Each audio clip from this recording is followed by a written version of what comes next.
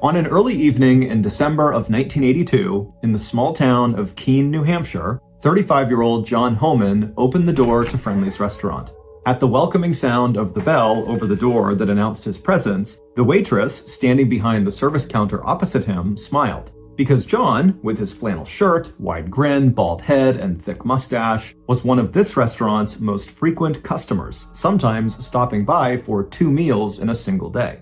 But she also knew that the food at this Friendly's, which was basic American plus really good ice cream, was not the main attraction for John. As John had once explained to her, it was the location of this particular Friendly's that was perfect. The cheerful brick and white building with its bright red logo was exactly halfway between the office where John's wife Robbie had worked and the office where John worked as a machinist, making small metal parts for a company called Findings Incorporated.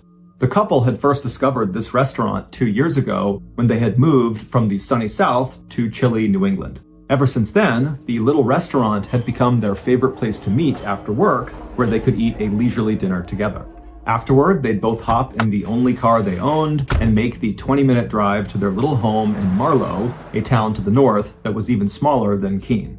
Now, as John took off his hat and said hello to the smiling waitress standing in front of him, her order pad at the ready, those bright early days of his marriage felt so far away they could have belonged to someone else. Because just 18 months after their arrival in Marlow, John's beloved wife, Robbie, had died of a rare blood disorder.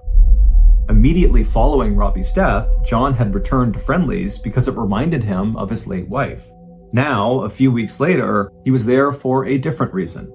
John had found the one person in the whole world who could understand and share his grief over Robbie's death.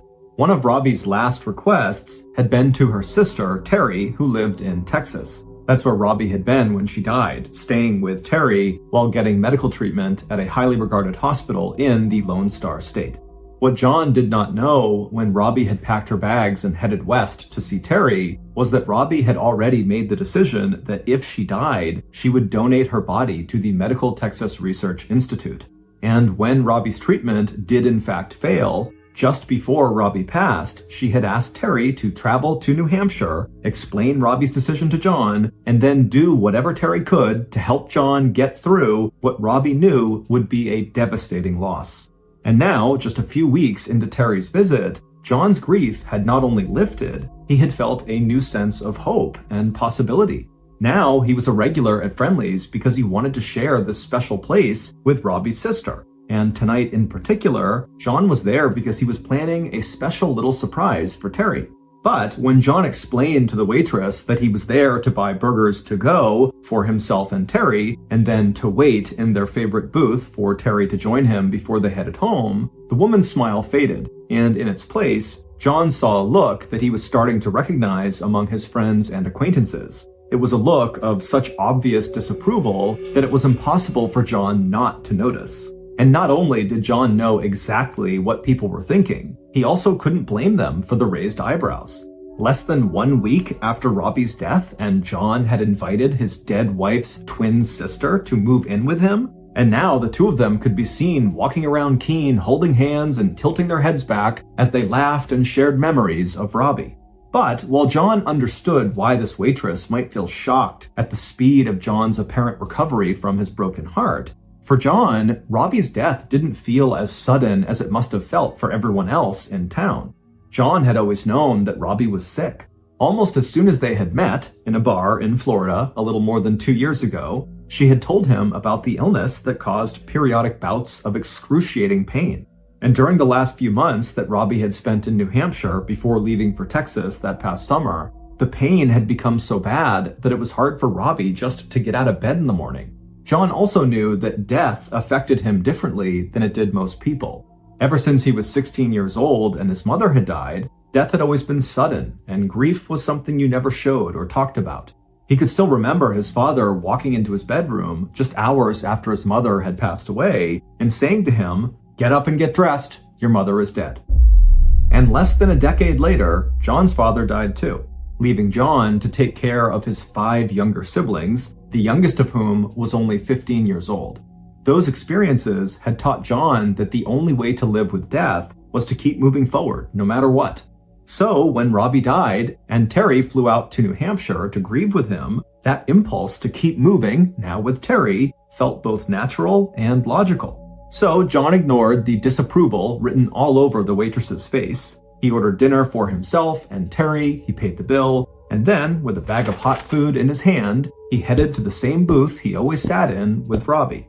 As he dropped down onto the padded bench, John instinctively reached up and began patting his coat, trying to find the package he had hidden inside one of his pockets. Once he felt it, he smiled to himself, and then he settled down to wait for Terry while she ran a few errands before she joined him.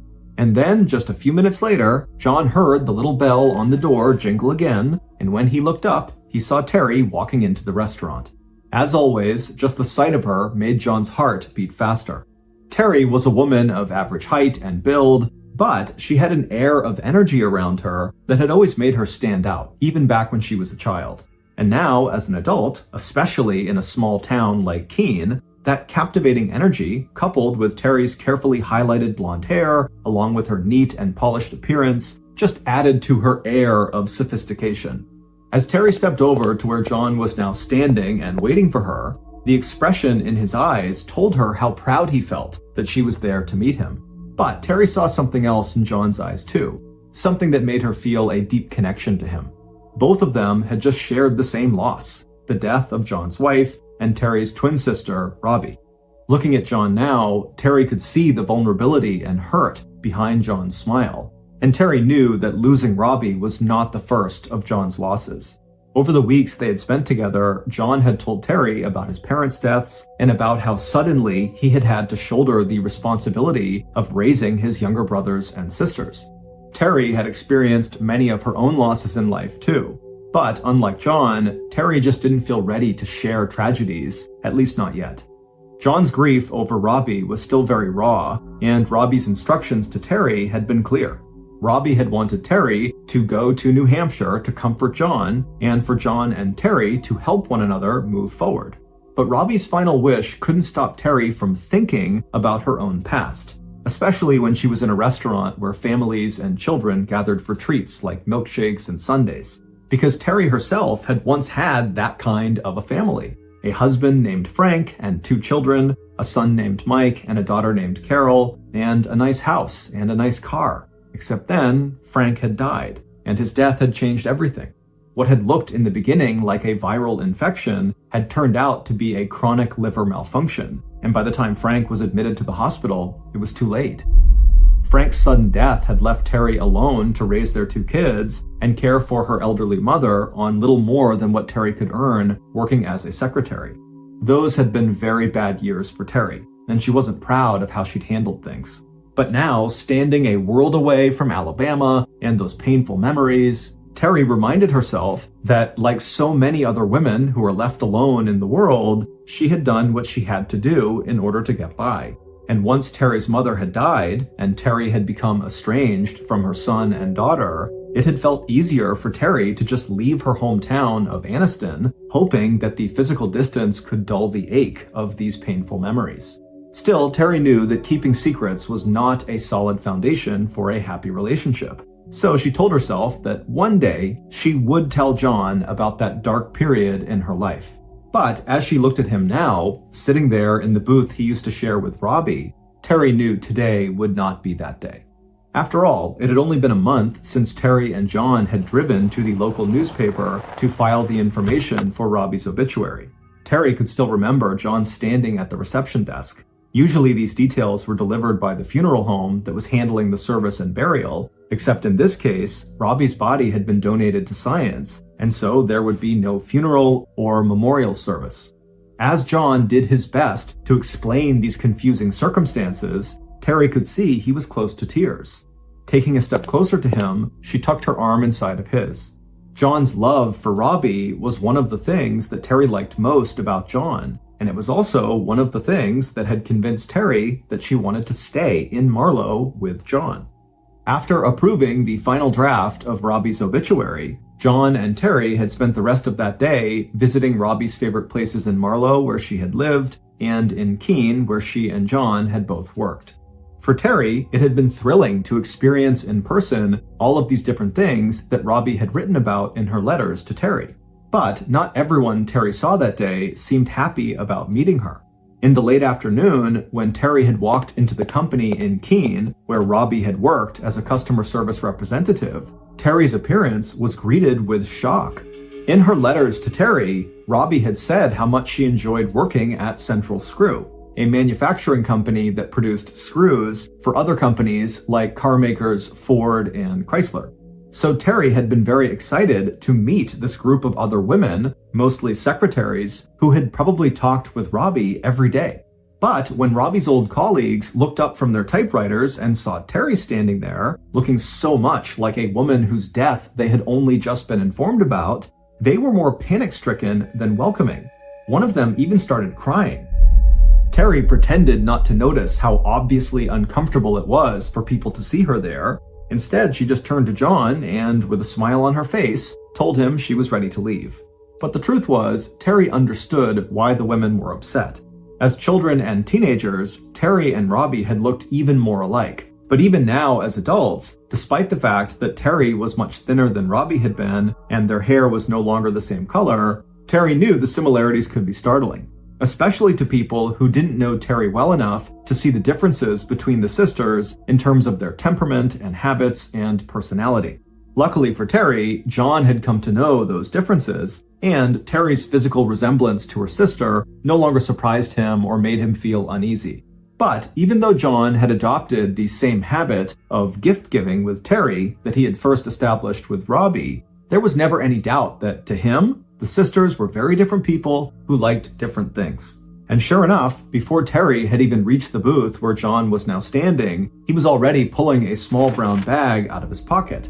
At the same time, he picked the bag of burgers up off the table behind him and waved to the waitress to let her know that he and Terry would be leaving. As Terry opened the bag that John had handed her, she smiled. If there was one thing that Terry loved to do, it was read romantic suspense novels. As she looked down at the man and woman pictured on the cover, Terry understood that John was giving her two gifts, not just the book, but a chance to take her dinner home with her right now so she could settle into her favorite chair in front of the fire in their small living room and start reading.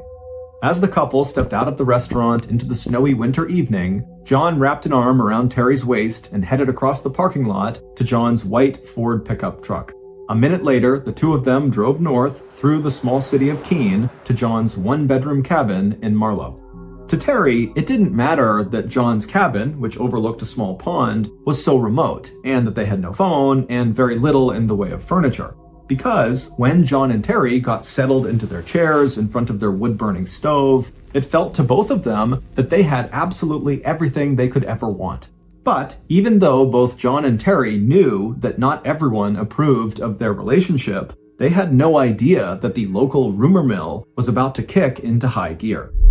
To some residents of Marlow, it just seemed creepy that no sooner had John Homan lost his wife that he was living with her twin sister. But to Robbie's former co-workers at Central Screw, the gossip about John and Terry had an even sharper edge. Because, unknown to John, everything about his wife Robbie had always caused a lot of talk and speculation, and that included the circumstances of her sudden death. And while Robbie may have told her sister Terry that Robbie got along great with most of her co-workers, the truth was more complicated.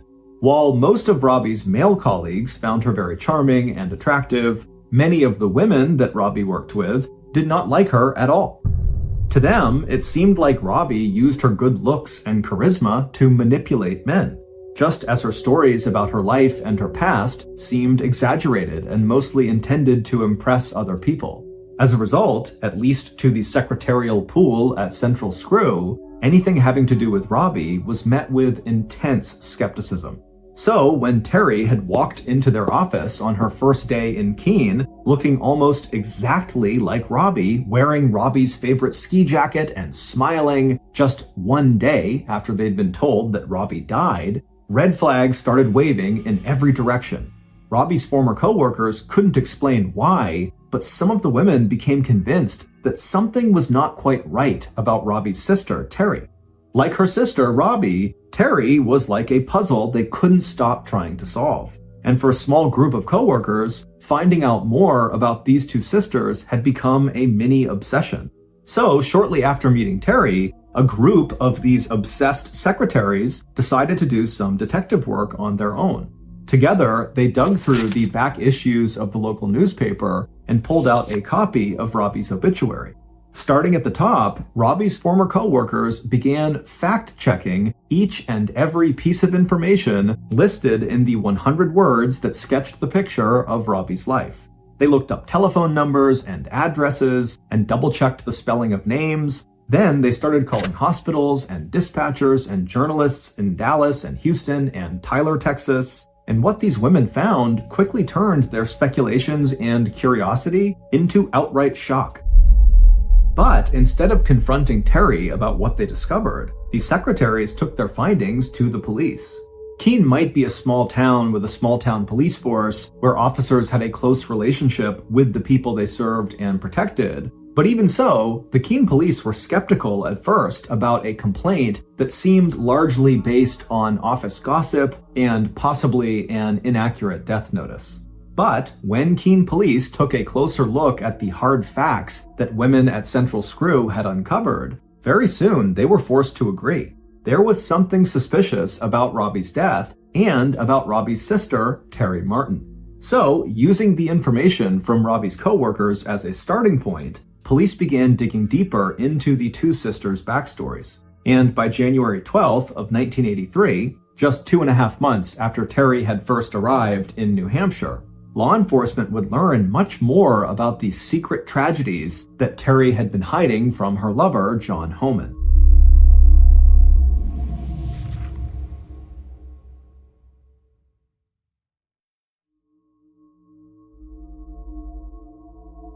The investigation that started in the Keene Police Department first went all the way back to 1974. That was about 7 years before Terry met John, when Terry was living in the small town of Anniston, Alabama, with her husband Frank and their 2 kids. That year, Terry's family would be hit with a series of terrible illnesses. 44-year-old Frank Hilly was the first member of the family to get sick. Frank and Terry had been high school sweethearts, but over the course of their nearly 25-year marriage, Frank had slowly withdrawn from Terry, spending most of his emotional energy worrying about money. Despite the fact that Frank had a good job working as a foreman at a local manufacturing plant, and Terry brought in some money working as a secretary, the couple still never seemed able to make enough money to keep up with their expenses. And as Terry confided to friends, while Frank had no problem spending most of his evenings down at the local Elks Social Club, where he would drink and gamble with other men late into the night, if Terry so much as bought a new dress from the local department store, Frank would behave as though she were single-handedly driving their family into financial ruin. But even Frank's constant worrying, drinking, and gambling didn't explain the slow and terrible deterioration in Frank's health that Terry would see between 1974 and 1975. At first, Frank suffered occasional stomach pains and nausea, but as time went on, he was experiencing severe bouts of vomiting, diarrhea, dizziness, and even hallucinations. Terry encouraged Frank to see a doctor, but Frank insisted he was just having some stomach trouble. But by the spring of 1975, Frank's condition had worsened to the point where his skin had become yellow and he was in constant pain, and finally he took Terry's advice and went to the hospital. It didn't take doctors long to figure out what was wrong with him. Frank had a chronic liver disease called infectious hepatitis, and under normal circumstances, this would have been a very treatable illness. But Frank had waited too long before getting medical help.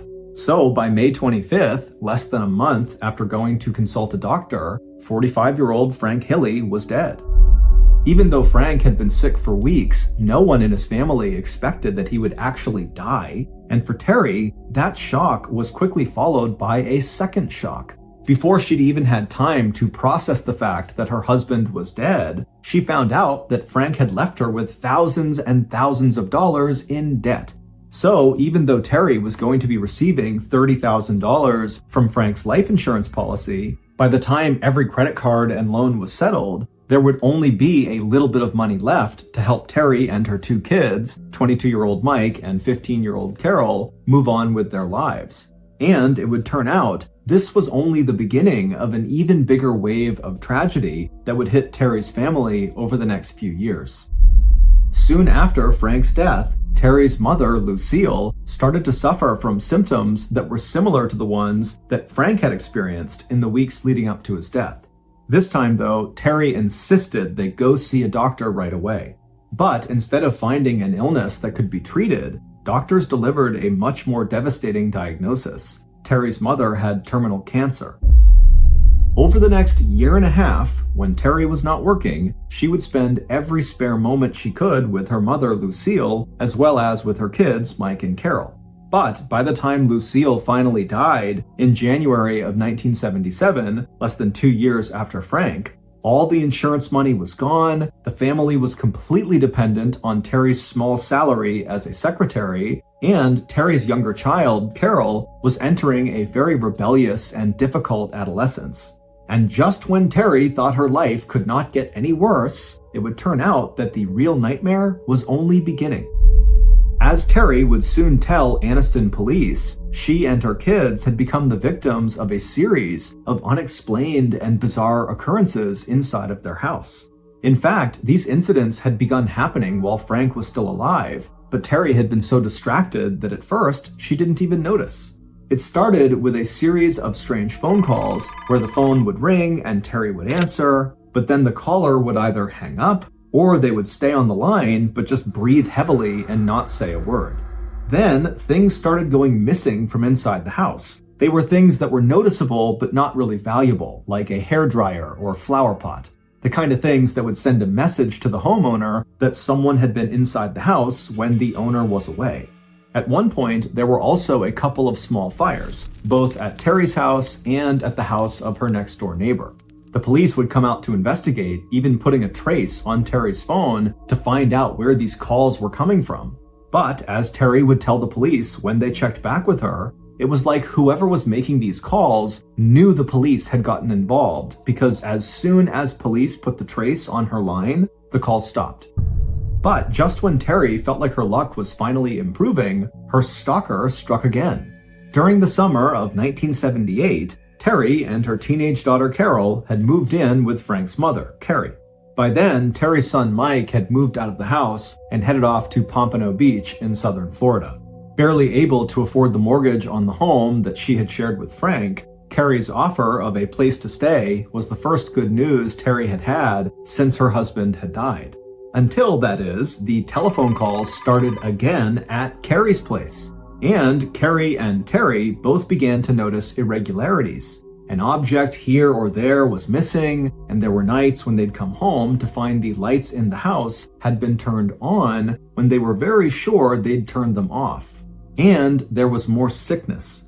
Before the end of that year, Terry's mother-in-law, Carrie, like Terry's own mother, Lucille, was diagnosed with cancer. And once again, Terry was called upon to look after a very sick relative. And then, a year after that, in April of 1979, something even worse happened. Terry's 19-year-old daughter, Carol, who had always been the picture of good health, also got sick. In the beginning, Carol herself waved off her bouts of illness as a series of bad reactions to something she had eaten or drank. But when these symptoms persisted, they reminded Terry so much of Frank's illness that she immediately dragged her daughter in to see a doctor. But Carol's doctor quickly determined that Carol was not suffering from hepatitis, the illness that killed her father. However, none of the tests or scans or examinations performed at the hospital could determine what was making Carol sick. So Terry took Carol to another hospital, and then another hospital, and then another hospital. But none of the doctors at any of these hospitals could figure out what was causing Carol's symptoms. And those symptoms just kept getting worse. Over the next 6 months, Terry would watch as her daughter's body began to deteriorate right before her eyes. Carol was in constant pain, she had lost so much weight that she looked like a skeleton, and then Carol started losing the feeling in her hands and feet. By September of 1979, Carol could barely use her hands at all, and she was practically paralyzed below the knees. And it seemed like whatever mysterious illness was working its way through Carol's body, it would likely kill her before the end of the year. On top of everything else, while Carrie was at home dying of cancer, Terry had been arrested. With the bills piling up and no money coming in, Terry had written some bad checks, and in early October, the police had put her in jail for 3 days. Meanwhile, Carol was alone in the hospital, unable to walk or dress herself, afraid that she was going to die, and nobody could even tell her what was wrong with her. Except that all that would change on the night of October 3rd, 1979. That's when one of Carol's doctors, a newly hired young neurologist, was sitting in his office puzzling over a list of Carol's symptoms and all the tests that had been run on her during the last 6 months. And as he turned the pages of her thick medical file on top of his polished mahogany desk, he suddenly went completely still. Short of an extremely rare neurological disease, there was one much more common thing that could be causing Carol's symptoms. And if this doctor's suspicion was correct, his next phone call would have to be to the Anniston Police Department. But before he made that call, he would need to examine Carol one more time. Walking out of his office in University Hospital in Birmingham, the neurologist quickly marched down the long hospital corridor and then turned left into Carol's room. A moment later, the neurologist was standing next to Carol's bed. When he asked Carol to hold her hands out for him to examine, she barely had the strength to lift her arms up off the bed. Very gently, the neurologist took Carol's hands and lifted them right up to his eyes so he could look at her fingernails. And immediately, the doctor found what he was looking for. Running across every single one of Carol's fingernails were what medical journals describe as Aldrich-Meese lines, which are horizontal bands of white discoloration. And these Aldrich-Meese lines provided proof positive that what was happening to Carol, and in all likelihood what had happened to her father, Frank, was neither accidental or natural. The reason nobody had been able to identify Carol's illness was because she didn't have one. Instead, Carol was being slowly and systematically poisoned, and the agent that was killing her was arsenic, the only poison capable of causing both Carol's physical deterioration and those telltale lines across each of her fingernail. After completing his inspection, the neurologist helped Carol lower her arms and hands back down to her sides. He watched as she closed her eyes, exhausted by the effort. Then, turning quickly to head back to his office, the doctor could only hope that he had made this discovery in time to save Carol's life. But even before alerting Carol's other doctors, the first thing the neurologist did when he reached his desk was pick up the phone and call the police. And by the time that call had ended, Anniston detectives were already scrambling to stop the person who was trying to murder Carol Hilley and to follow up on their suspicion that maybe her father's death was not due to natural causes after all. Days later, Frank Hilley's body would be exhumed and tested for arsenic poisoning. And by the end of that same month, the police had determined, beyond any doubt, that the same person who had tried to kill Carol had also succeeded in killing her father, Frank. 3 years later, and 1,700 miles to the north, police in Keene, New Hampshire were opening the next chapter in the story that had begun back in the late 1970s in Anniston, Alabama. And Keene investigators would soon find out that the same person who had been a suspect in the murder and attempted murder of Frank and Carol, respectively, had also been intimately and closely involved in the lives of two people who had only recently moved to the little town of Marlow, New Hampshire, Robbie Homan and her sister, Terry Martin. Working together, police in Anniston, Alabama and in Keene, New Hampshire, along with agents from the Federal Bureau of Investigation, would eventually piece together a story of murder and deceit so unbelievable that it would be talked about long after all the headlines had faded from the local newspapers. According to evidence gathered in that investigation, here is a reconstruction of what really happened to Frank Hilley and his daughter Carol, and to John's late wife, Robbie. Frank Hilley's murder actually began months before his actual death. That's when his killer began to lace his food and drink with arsenic, first a little bit in his coffee, then when the killer grew impatient, mixing the poison in his food and drink in greater and greater quantities. By the time Terry had visited Frank in the hospital, pressing his wasted hand between her warm palms, it was too late. Even if the doctors had known what was wrong with Frank, they would not have been able to reverse the damage that the arsenic had done to his internal organs. But the killer would have a much harder time killing Carol.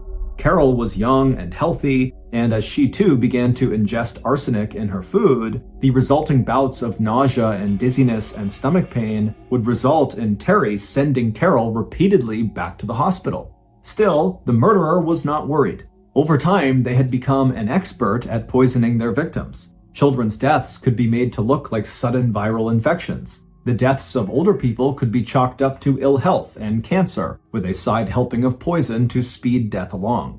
While in the hospital, Carol had plenty of visitors, just as she did at home, and it was easy for her would-be killer to offer Carol treats of food brought in from outside the hospital, and even injections of a vitamin mixture, which, they promised, would help to lessen Carol's suffering. And it wasn't until the young neurologist discovered that Carol was being poisoned, and police and doctors together took a hard look at Carol's list of visitors and began limiting all access to Carol, that Carol's killer knew two things. They had missed their last opportunity to complete this particular murder, and it was only a matter of days before police uncovered their identity. And the killer was right on both counts. On October 25th, 1979, about 20 days after Frank's body was exhumed for testing, Anniston police formally charged the killer in the death of Frank and the attempted murder of Carol. But then, 1 month later, the killer was released on bail, and after a short stay in a local motel room, the killer vanished, leaving behind a trail of emotional destruction and a charge of first-degree murder. The killer's disappearance was discovered on November 18th, the same day that Terry's mother-in-law, Carrie, died of cancer. 3 months later, the killer surfaced again, but this time the killer was going by a new name, Robbie Hannon. And once Robbie Hannon met the unassuming and trusting John Homan at a bar down in Fort Lauderdale, Florida in November of 1979, Robbie would have what she believed was the perfect cover that would allow her to begin a whole new life. A new husband who would take her to live far away in a tiny town in New Hampshire where Robbie was sure she would never be found. But in August of 1982, Robbie had decided she was ready for one more fresh start in life. That's when Robbie announced to John that she was leaving for Texas, where she could stay with her beloved twin sister, Terry, while Robbie received treatment for her rare and mysterious blood disorder. But Robbie would not return to New Hampshire because in November of 1982, 3 months after leaving for treatment, John would get a call from Terry notifying him of Robbie's death. Terry would then fly to New Hampshire to comfort John, and not long after that, Terry would decide that she wanted to stay in New Hampshire and build a life there with John. But just 2 months into that life, the local police in Keene, New Hampshire had already opened an investigation into Terry. After receiving that tip from the secretaries at Central Screw, the Keene police discovered some major inconsistencies with the story Terry was telling about her sister Robbie's death. In fact, after reviewing Robbie's obituary, they found that none of the information mentioned in the notice was true in any way. To police, it was obvious that Robbie's sister, Terry, who had provided the details in that obituary, was hiding something, and that something might have to do with Robbie's death. So, on a cold evening in the middle of January 1983, just after Terry got off work, investigators pulled up in an unmarked black sedan right outside the small publishing company where Terry had recently found employment. When Terry saw the car and the men inside, her face lost all expression. She turned to say goodbye to a waiting friend, and then, without a word or objection, Terry waited while officers opened the back door of the sedan, and then Terry slipped inside. When officers immediately began to pepper her with questions, Terry just closed her eyes and put up her slender hand and said, "Please, can we at least wait until we get to the police station?" Meanwhile, just before 5 p.m. that same evening, John Homan was sitting in his usual place at Friendly's, waiting for Terry, when one of the waitresses told him he had a phone call. A minute later, John handed the phone back to the curious waitress, his face now as white as a sheet. Once in the parking lot, John climbed into his pickup truck, he fired up the engine, and then with a squeal of tires, he headed toward the police station. As soon as John stepped through the door from the parking lot into the precinct, he was met by a detective in a coat and tie who instructed John to follow him into a small room. Gesturing at the table and chairs, the detective asked John to please take a seat. A moment later, and John was glad he was sitting down, because the very first line in the story that this detective was about to tell him knocked John's entire life completely out of balance. It would turn out that Terry Martin was not Robbie's twin sister. It would also turn out that Robbie did not have a twin sister, and Robbie never had a rare blood disease. But as shocking as that was, it was not nearly as shocking as the revelation that came next. It would turn out that the two most important women in John Holman's life, Robbie and Terry, were actually the same person. And the real name of that woman, known first to John as his wife Robbie, and then as his new lover Terry, was Audrey Marie Hilly. And Audrey Marie Hilly, who just went by Marie, was wanted by police in Anniston, Alabama, on a charge of first-degree murder for the death of her husband Frank and for the attempted murder of her daughter Carol. When Marie, aka Terry, had seen the unmarked black police car pull up to the curb outside of her place of work that afternoon, she knew she had finally reached the end of a very long road with no place left for her to hide. And when police had escorted Marie, aka Terry, into the interrogation room in Brattleboro, she would immediately confess to the litany of crimes and deception that would later shock the entire country. It would turn out that when Marie was living in Anniston with Frank, she had an insatiable need for money. While Frank may have spent a few dollars on gambling and drinks with his friends, it was Marie, not Frank, who was the instrument of the family's financial destruction. With her unending purchases of expensive clothes and cosmetics, and even the purchase of a car, Marie had taken out multiple loans and opened multiple credit cards, often using the good credit of various family members to secure these loans that she could not pay back. When she realized that Frank simply did not have the money to bail them out, Marie took out a life insurance policy on him and then began administering arsenic in his coffee and food until he sickened and died. And when Frank's life insurance ran out, Marie took out policies on her two kids, Mike and Carol. All the reports Marie made to family and friends about being the target of those mysterious and threatening phone calls and minor thefts were actually just aimed at trying to ensnare and control her children and convince Mike that she needed him close to protect her and Carol. But Mike had been dealing with his mother's deceptions his whole life, so he simply told Marie to take her story about the mysterious stalker to the police while he moved away to start his own life. With Mike gone, the threats to Marie's safety stopped, and the threats to Carol's safety began ramping up as Marie turned her fatal attention from her son to her 19-year-old daughter. Once Marie's campaign of poisoning Carol had resulted in Carol's hospitalization, it was easy for Marie to keep Carol from getting well by lacing the food that Marie brought to her with arsenic and by injecting Carol with arsenic in the form of those shots containing the so-called special mixture of vitamins. But before Marie was able to give Carol one final injection of arsenic, the injection that likely would have killed her, the police intercepted Marie at the hospital. By that time, Marie's checks to cover Carol's life insurance policy had begun to bounce, and police were able to arrest Marie immediately for passing bad checks, a charge that would soon be followed by charges of murder and attempted murder. But by the time police had all the evidence they needed to convict her for murder, Marie was out on bail, and she felt the net closing around her, and so she slipped out of her motel room and skipped town. And for the next 3 years, Marie would escape capture by assuming a variety of false identities, including her star turns as Robbie Holman and Robbie's completely made-up sister, Terry Martin. And although Marie would only be charged in the death of Frank Hilly, investigators in Anniston were convinced that she had actually committed enough murders to qualify as a serial killer. After Marie fled from Anniston, Alabama, autopsies were performed on the bodies of Marie's mother, Lucille, and her mother-in-law, Carrie, and those autopsies revealed that both women showed signs of arsenic poisoning, and it may have been that arsenic poisoning that caused the cancer that ultimately killed them. On January 19, 1983, 1 week after her true identity had been revealed and she was taken into custody, authorities transported Marie back to Anniston, Alabama to face trial. And 5 months later, on June 8, 1983, despite her claim that she had never poisoned anyone, Marie was convicted of first-degree murder and sentenced to life in prison. But there would be one more final twist in the unbelievable story of Marie's life. Despite everything that her husband John would come to know about Marie, his devotion to her never wavered.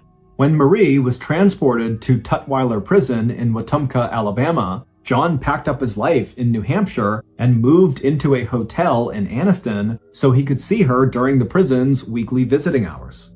Within a few years of her incarceration, Marie's good behavior had earned her the privilege of unsupervised weekend furlough passes. And on Thursday, February 19, 1987, John picked her up at the prison with the plan of spending an entire weekend together.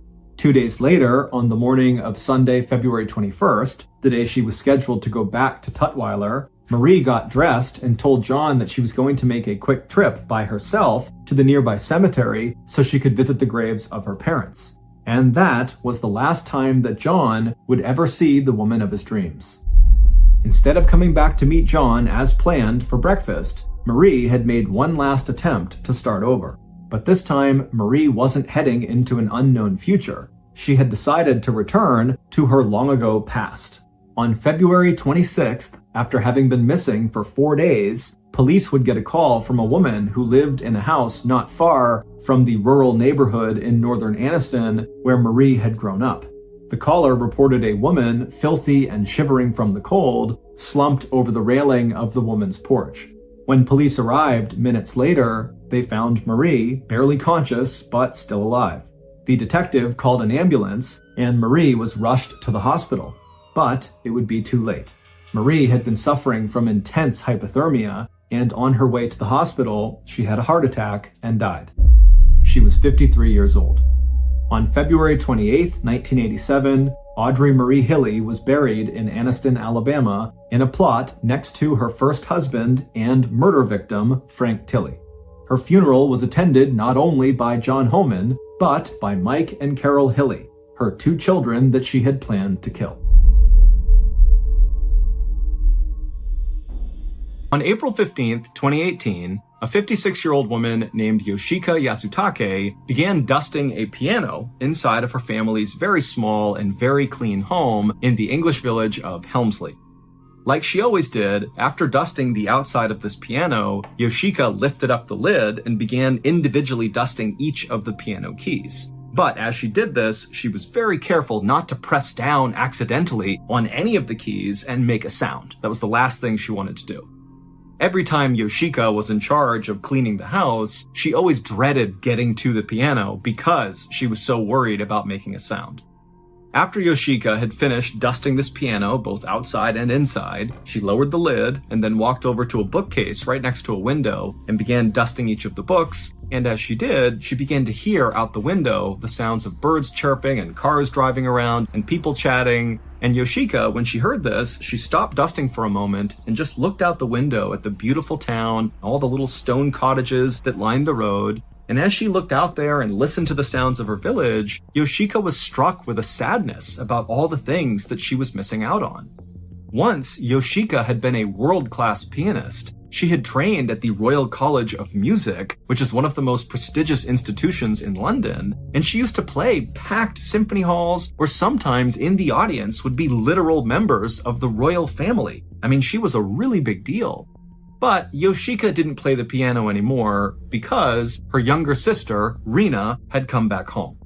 Now, as soon as Yoshika thought of Rina, she got angry and instinctively just turned and stared at Rina's closed bedroom door. And just for a moment, Yoshika wished that Rina had not come home.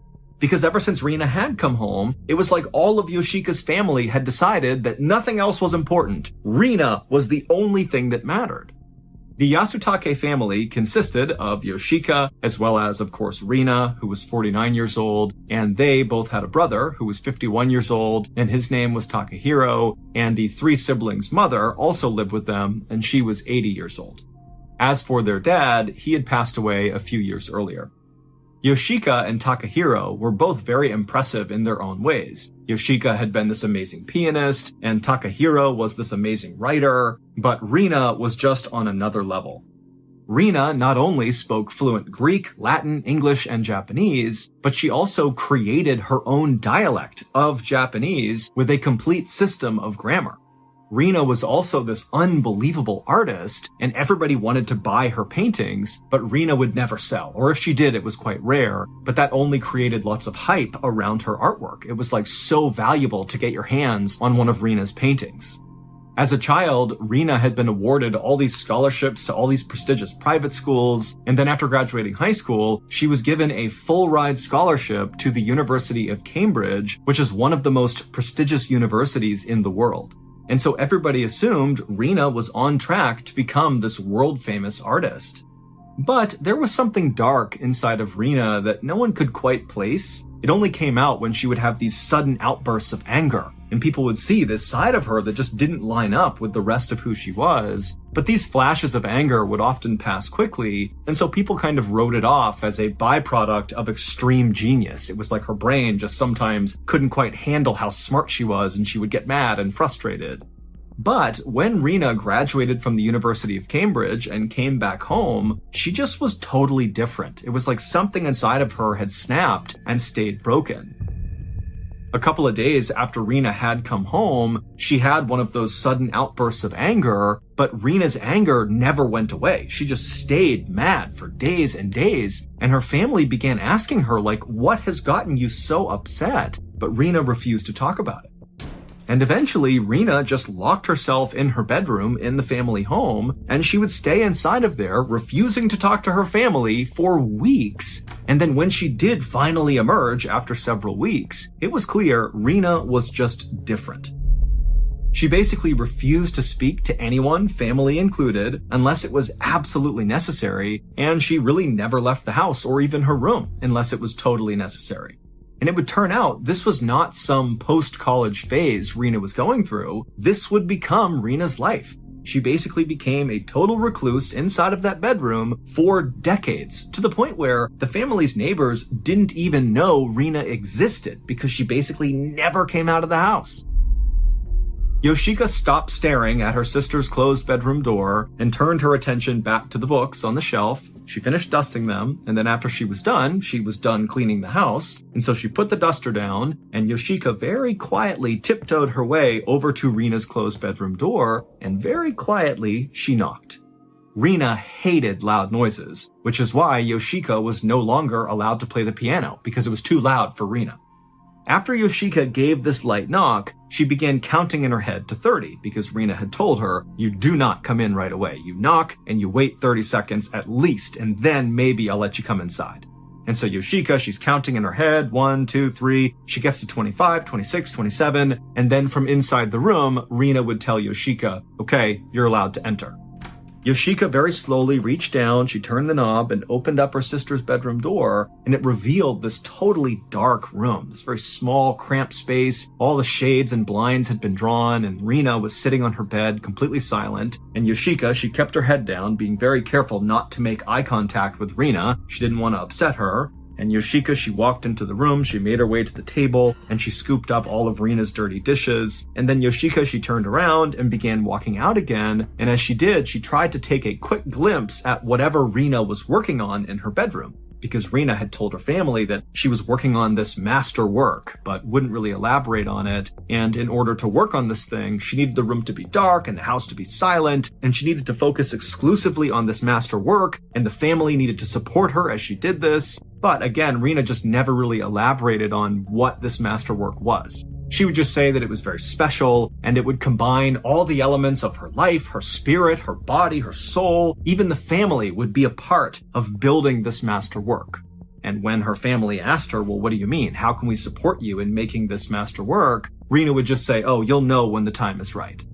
Yoshika couldn't get a glimpse of the masterwork, and so she quickly turned her head back down to the ground and shuffled her way out of Rina's room and shut the door behind her. And then Yoshika, she went to the kitchen and she dumped Rina's dishes in the sink, which was totally clean to begin with, because one of Rina's rules was the house must always be immaculately clean, no dirty dish, no dust anywhere. I mean, it had to be perfect, spotless at all times, because that's the only way Rina could work on this master work.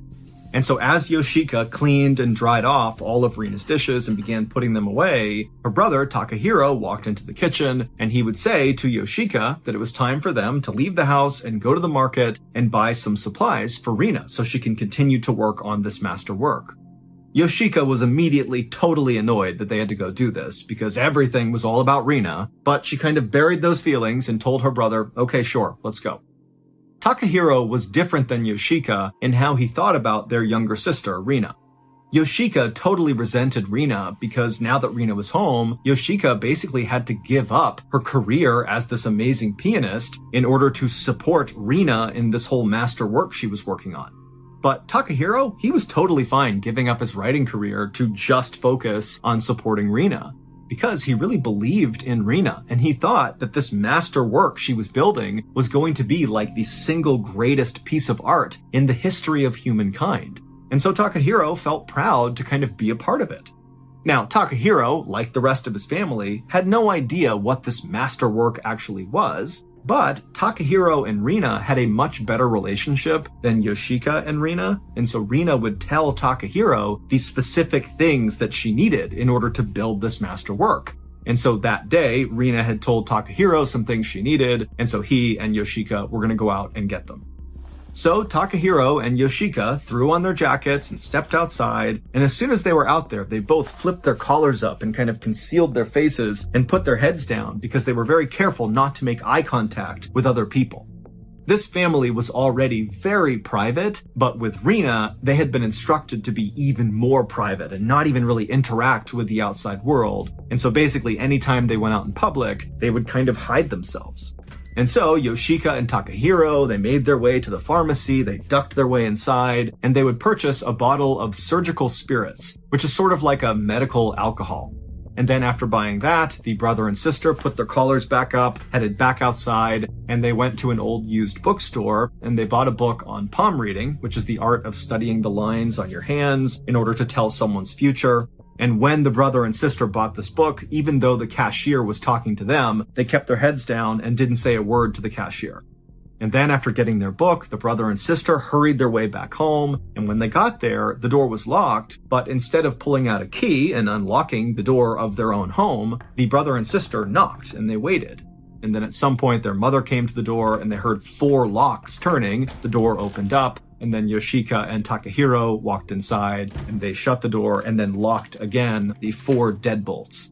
Rina was adamant that no one in the family could carry around a key to the house. It was too dangerous because they could potentially lose the key in town and then someone could come into their house and potentially see Rina's master work, and they couldn't have that happen. And so nobody had keys. They had to knock each time they came home. And the reason they had 4 locks on the door was, again, because Rina was very worried about somebody coming into this house and seeing what she was doing.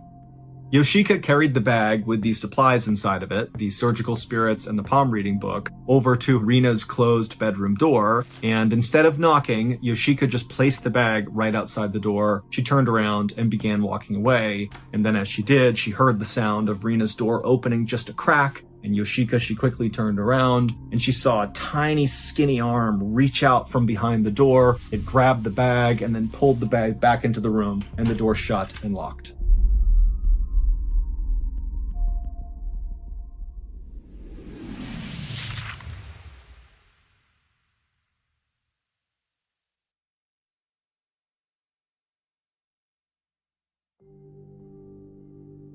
Three days later, on April 18th, 2018, Yoshika was sitting in the kitchen reading a book when she overheard her brother, Takahiro, chatting with Rina. Now, Takahiro and Rina were not facing each other in the same room talking. Rina was still in her bedroom, her door was closed, and Takahiro was outside of her bedroom, and he was just sitting on the ground with his back to the door, talking through the door to Rina. Now, this was not unusual because unlike Yoshika and Rina, who did not have a good relationship and who really didn't talk at all, Takahiro and Rina did have a good relationship, and they would do this fairly often. They would chat through the door for like hours at a time. And so for a minute, Yoshika kind of ignored her brother and sister chatting and focused again on her book. But at some point, she began hearing what her brother was saying, and it was just totally weird. And so she put her book down and just began listening to Takahiro. And what he was saying was, how can you do that? That doesn't make any sense. How? Only your soul? How?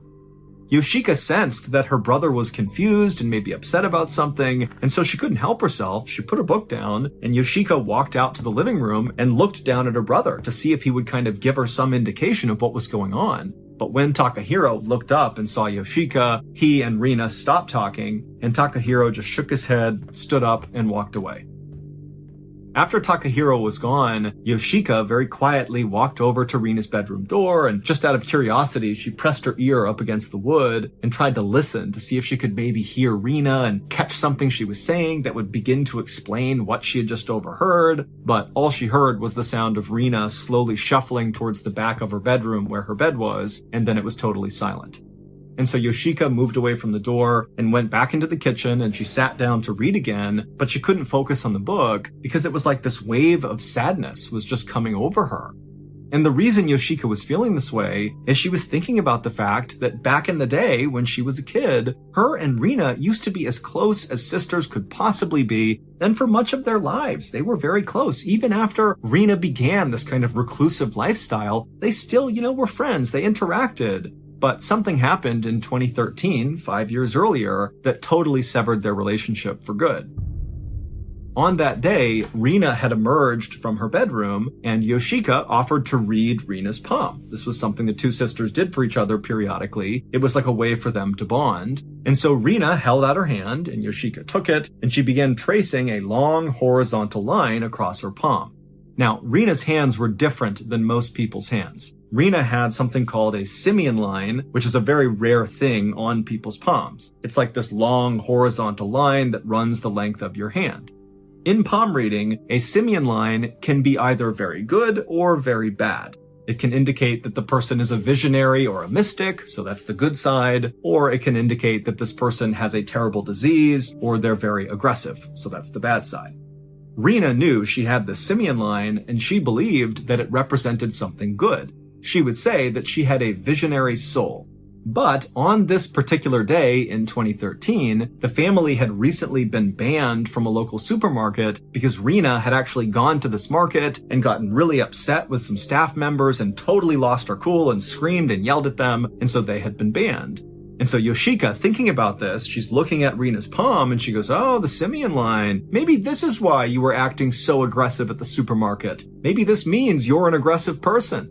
But after Yoshika said this, Rina was so offended that she whipped her hand back and began screaming and yelling at Yoshika, calling her an idiot and saying, you don't understand the vision that I have. I'm going to show the world someday this vision, and you and those idiots down at the grocery store would never understand. And then Rina began beating and punching and kicking Yoshika, and Yoshika's screaming and trying to protect herself. And then Takahiro, the brother, had to run in and separate the two of them.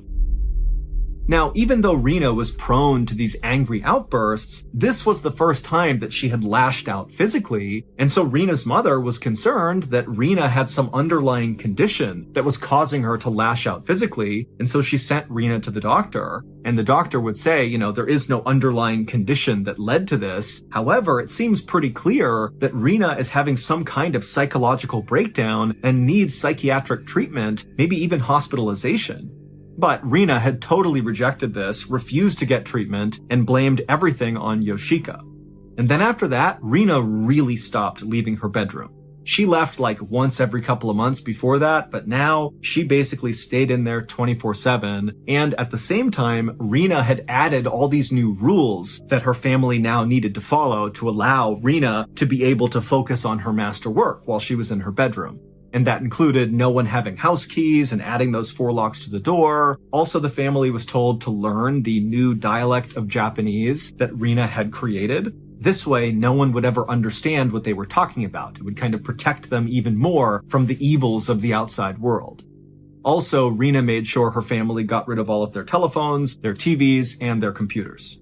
And so Yoshika would sit in the kitchen for a bit longer, thinking about how sad it was that she had lost this relationship with her sister. And, Yoshika had a lot of regret about what she had said about the simian line. But eventually, like always, Yoshika just kind of pushed her feelings for Rina down. And before long, Yoshika was back to reading her book.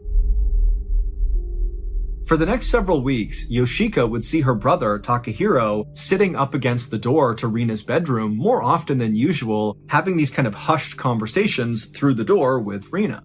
Also, Yoshika began to notice that Takahiro was now cooking all of Rina's meals. Normally, their mother was the one who cooked Rina's food, but now Takahiro seemed to have taken over that task entirely. As for Yoshika, because she was primarily in charge of being the one to constantly clean the house, that meant she was the one going into Rina's bedroom and collecting her dirty dishes. And as soon as Takahiro had begun being the cook for Rina, Yoshika began to notice that more and more food was being left on Rina's plates. Basically, Rina wasn't eating as much food as she normally did, and this started to worry Yoshika.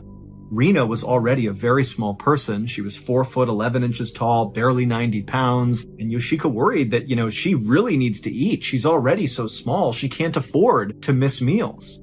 And then one day in the middle of May, Yoshika went into Rina's bedroom and she saw all of her dishes were basically completely filled with the food she had been given. She basically had not touched them. And Yoshika, she really never actually spoke to Rina when she was in the bedroom. But this time she just couldn't help herself. And without even looking at Rina, Yoshika, she gathered up the plates full of food and she said, "Rina, you need to eat more of your food."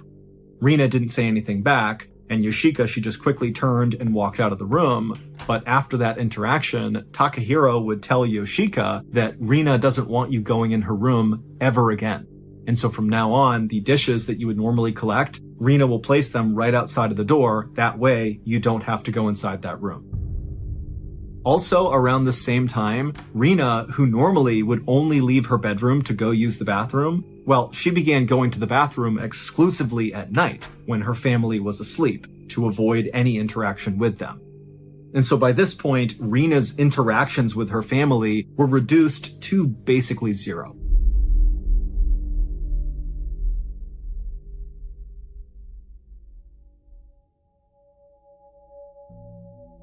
By early August, Takahiro and Yoshika were being sent to the store more and more often by Rina to get more of these surgical spirits, the medical alcohol. Now, neither Takahiro nor Yoshika had any idea what Rina was doing with these surgical spirits, but they knew it was their duty to support her, and so they kept buying them, and what they would do is they would come back home with these bottles, and Takahiro would barely open Rina's door, and he would tuck the bottle inside, and then Rina would take it, the door would shut, and then Rina would never give them her empty bottle. Basically, the bottle went in, and it stayed inside. Then, on August 18th of 2018, Takahiro and Rina appeared to get in some kind of a fight. Yoshika was in the kitchen and she saw that Takahiro was sitting against the door of Rina's bedroom and the two were having kind of a hushed conversation. And then at some point, Takahiro stood up and he turned around and faced the door and kind of yelled into it, "I told you your soul was not enough." And then Rina said something back to him, at which point Takahiro said, "No, please, please," as if he was kind of begging with Rina to change her mind. And then before Yoshika could come over and ask Takahiro what was going on, Takahiro just opened up Rina's bedroom door and walked inside, and suddenly the house went completely silent. Yoshika was too nervous to walk over and look inside of the room, and so she just stayed in the kitchen and listened. And for 15 minutes, it was absolute silence. And then Takahiro walked out of Rina's bedroom, shut the door behind him, and he looked very calm. And at this point, Yoshika looked over at him and said, "What's going on?" And Takahiro, he would just smile and tell Yoshika that Rina's masterwork is nearly completed.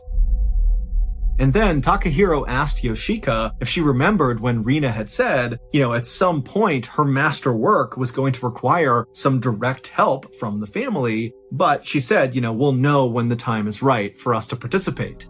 And Yoshika would say, "Yes, I remember that." And Takahiro said, "Well, the time is now." Then Takahiro told Yoshika that they had to go to the store and get more surgical spirits, and so really without questioning him, Yoshika went with him, they went to the store, and they would purchase 3 times the normal amount of surgical spirits that they normally would. And then when they got home, Takahiro alone would go into Rina's bedroom with these surgical spirits, he would shut the door behind him, and Yoshika just sat in the kitchen for about 10 minutes until Takahiro came out again, no longer carrying these surgical spirits, and he would come over to Yoshika and he would say, Rina is ready to reconcile with you. She wants you to sit by the door and talk to her. And if you do that, you can be more involved in creating her masterwork. And at this news, Yoshika felt a mixture of frustration and relief. She had never thought it was fair that Rina had so completely cut her off after that 2013 simian line joke she made while palm reading. Also, Rina had made Yoshika's life so difficult for so long. I mean, Yoshika had basically been forced to give up her dreams of playing the piano, and she had to give up her friends and all of her life ambitions and goals to just support Rina. But despite all of that, deep down, Yoshika missed Rina terribly. They did used to be so close. She wanted to have that relationship again. And so Yoshika walked over to Rina's closed bedroom door. She sat down against it, and at first, she didn't say anything, and Rina didn't say anything either. But then at some point, it was like the floodgates just opened, and Yoshika kind of began pouring her heart out about how sad she was, about how her and Rina's relationship had really gone south and how she wanted to fix it. And now normally, on the rare times that Yoshika would talk through the door to Rina, like when she was trying to open it up to drop something off or whatever it was, oftentimes Rina would just start banging on something inside of the room, kind of to tell Yoshika to stop talking and go away. But as Yoshika sat there pouring her heart out to Rina through the door, the one thing Yoshika noticed was there was no pounding coming from inside the room. Rina was listening to her. And then the next day, after Yoshika and Takahiro had gone to the store again and gotten more surgical spirits and brought them back to the house, instead of just Takahiro being allowed to enter Rina's bedroom, this time Yoshika was allowed to join. And so Takahiro and Yoshika, they went into the dark bedroom and Rina was laying on the bed and they walked over to her and Takahiro showed Yoshika what they needed to do. It was the last step of this masterwork project that Rina was working on. They basically needed to rub these surgical spirits all over Rina's body. Now, Yoshika didn't really understand why they were doing this, but she respected that this was part of Rina's plan, and frankly, Yoshika was just happy to be included in creating this masterwork, and so she didn't really ask any questions.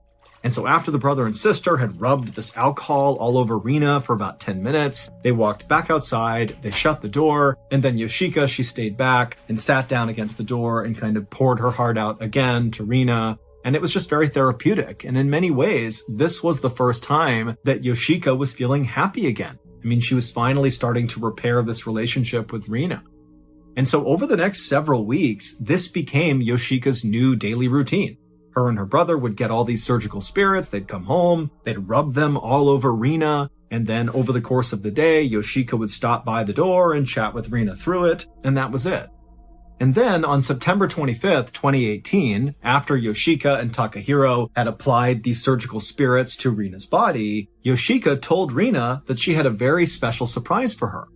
Yoshika was in a really good mood this day because one, she was feeling really good about her new relationship with her sister, but also two, when she had gone to the pharmacy earlier with her brother, normally they didn't have any interaction with the pharmacist who sold the surgical spirits. Mostly because Yoshika and her brother did their best to kind of like hide themselves and make it very clear they were not looking to talk.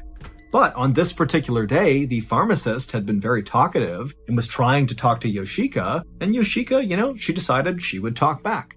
Now, their conversation was not very substantive. Basically, the pharmacist finally had asked Yoshika, why are you buying all these surgical spirits? And Yoshika would say, oh, they're for my sister Rina, and, she needs more and more of them every day, and, she's working on something special, and we don't really know what it is, but this is part of it, and we know whatever she's doing, it's going to be worth it.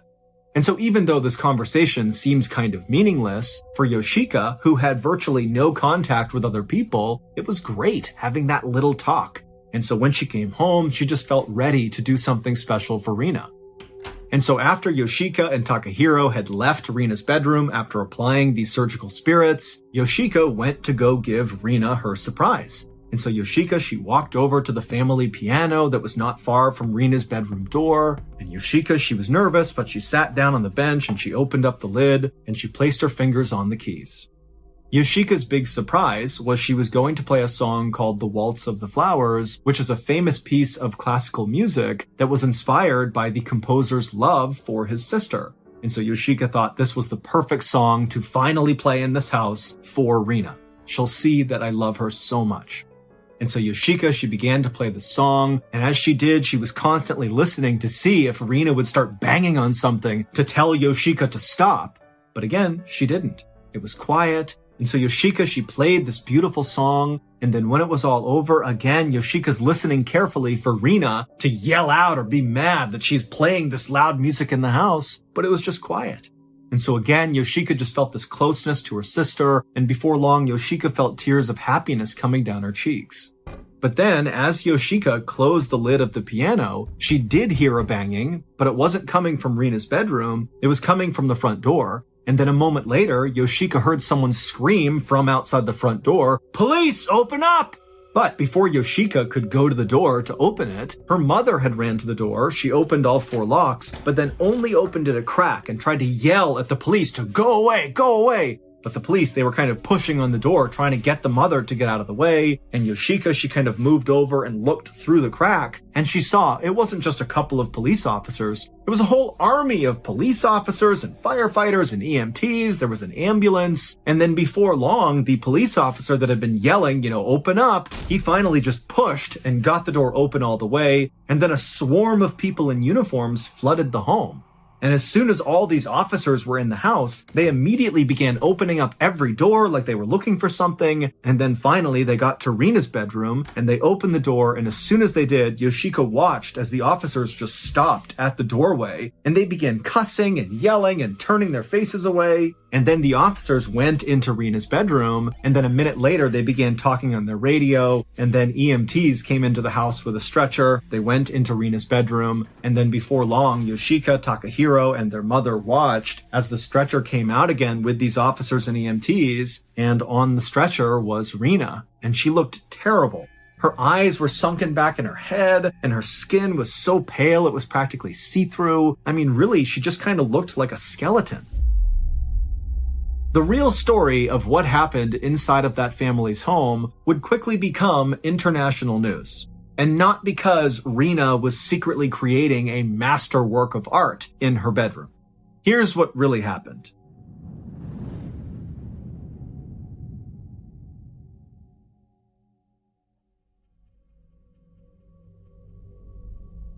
Rina stopped eating food in April of 2018. She would say that the only thing she needed to be nourished was her visionary soul.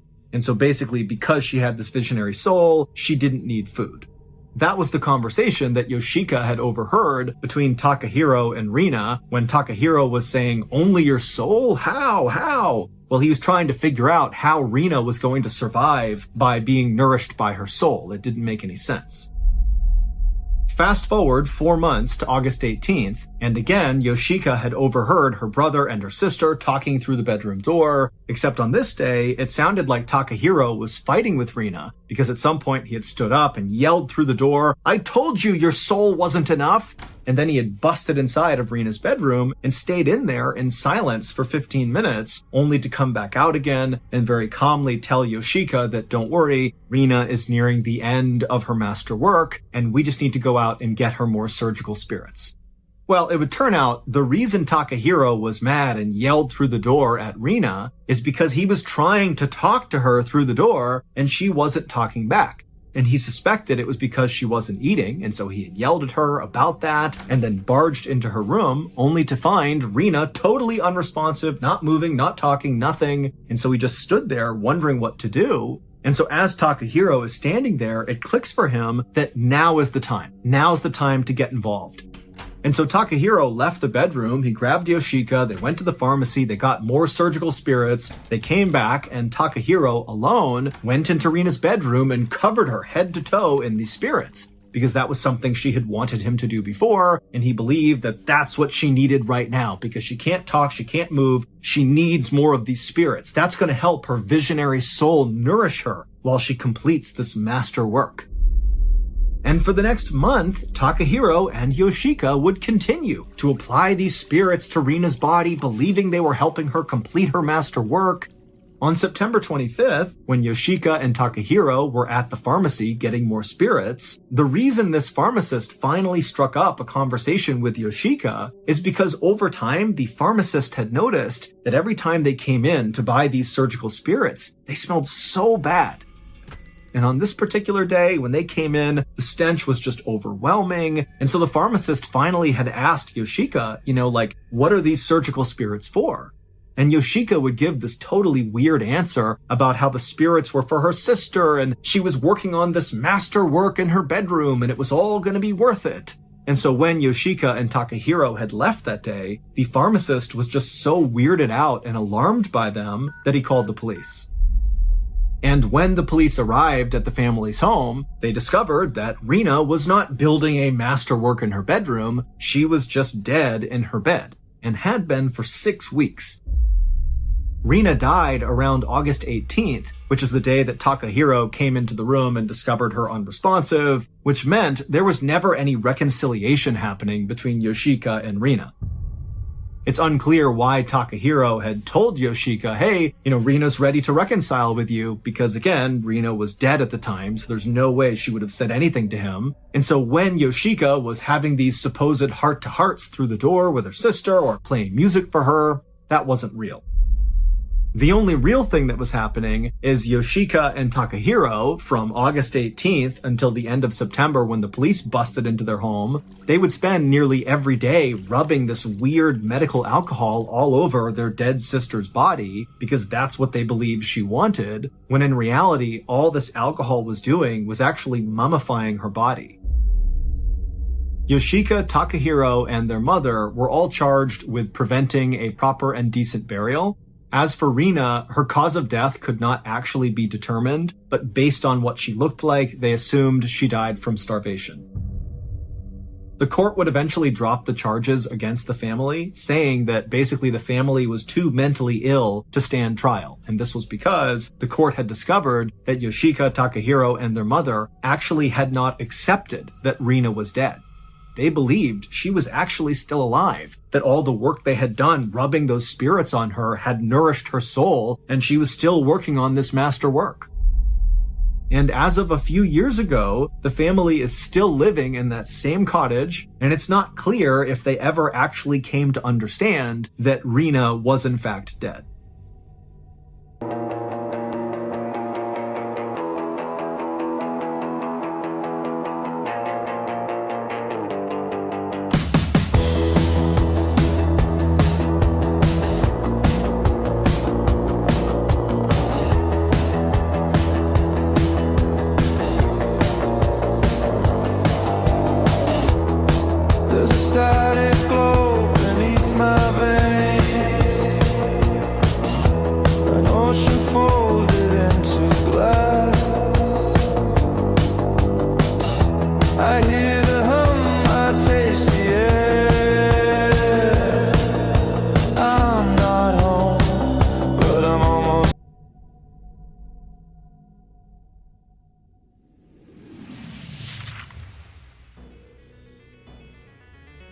Thank you for listening to the MrBallen's podcast. If you enjoyed today's story and you're looking for more strange, dark, and mysterious content, be sure to check out all of our studio's podcasts. They are this one, of course, MrBallen's Podcast, and we also have MrBallen's Medical Mysteries, we have Bedtime Stories, and also Run Fool. To find those other podcasts, all you have to do is search for Ballen Studios wherever you listen to your podcasts. To watch hundreds more stories just like the ones you heard today, head over to our